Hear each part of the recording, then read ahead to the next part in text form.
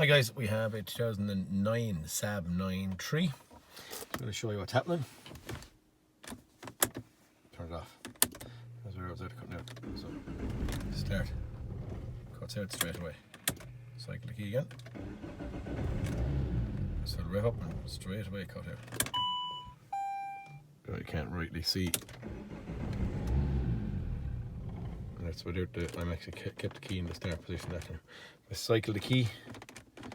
It won't turn over again until I actually key off, key on.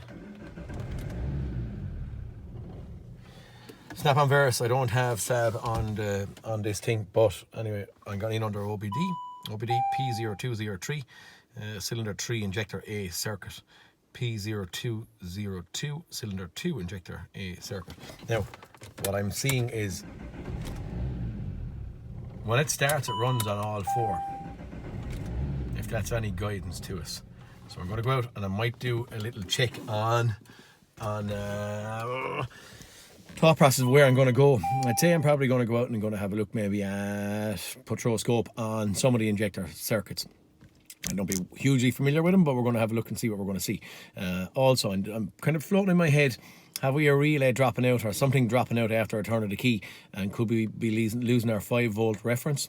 So I might stick a wire into some sensor somewhere and just see, are we losing our 5-volt reference? Is there a relay shutting down and the ECU losing power or what? But the fault codes are P0203. Don't know. Hopefully that's going to bring us in some picture, but it could be an interesting thing, okay?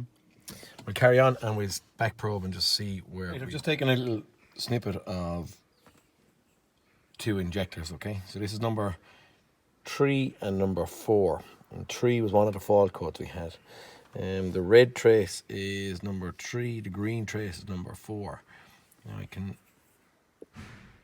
What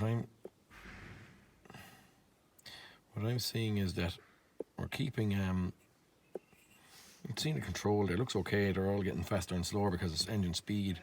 But I think it's not to do with this, so we'll keep on going. Check my 5-volt reference, so I'm going to go into a map sensor here, and right.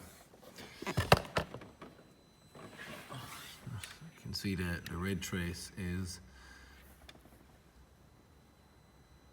what I'm looking at. Just pop up to 5 volts there when I back probe here on the... All I done was a back probe a couple of the wires in there, and it's that one that's giving me a 5-volt reference. Just gonna have a look and see what happens when we turn the key. Hopefully.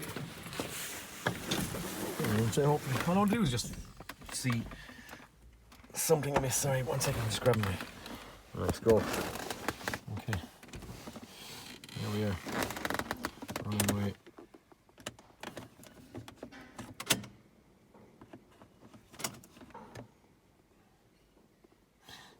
What's making me stop? I just took out the key.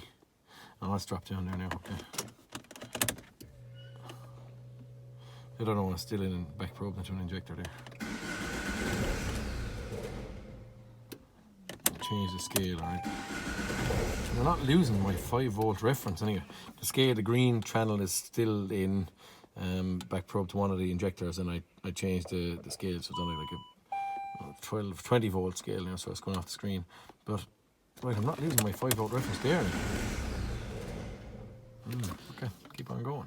The hunt or the saga continues. Hi guys, I'm just editing or running through a few videos there, and I had on that Saab that P0202 and P0203 cylinder or injector number 2 and our injector number 3 control circuit, I believe. Hopefully, I don't know, I couldn't find a whole lot about it on just YouTube. I probably done a little bit of research just to see what their familiarity or someone had something out there, but I lost a couple of videos, I lost a couple of test processes in the middle. But what I'm going to show is, or trying to show, is what was actually wrong at the end. So the getting there is not recorded very well, so apologies on that, but I just thought might be helpful for someone. It ended up being the engine ECU that was causing the problem in the wind-up. What we done was we pulled off the how am I going to explain this? We pulled off the wiring going, because I couldn't see anything with a scope. Pulled off the wiring going to pulled off the wiring going to injector number 2 and 3. Put those wires over onto 1 and 4 and put the wiring from 1 and 4 onto 2 and 3. So what we were doing was eliminating the actual injectors themselves, if that makes sense. I didn't want to unbolt or do unnecessary work, so I just swapped my wiring harnesses, opened up a few bits of tape and swapped the wires around. Alan actually came up with the idea in the garage, so that's what we've done. And after doing that, we still had the fault codes for injector circuit for 2 and 3. Is that right?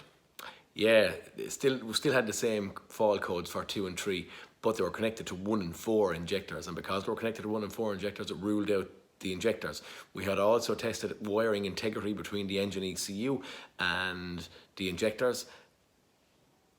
Again, nothing wrong, just done a visual on the wires, nothing wrong with the wires, no damage done to them. So we kind of had injectors ruled out, we had wiring ruled out, and then we were left with an engine ECU. So we changed the engine ECU. After we changed the ECU, when we had the old one out, the car was fixed.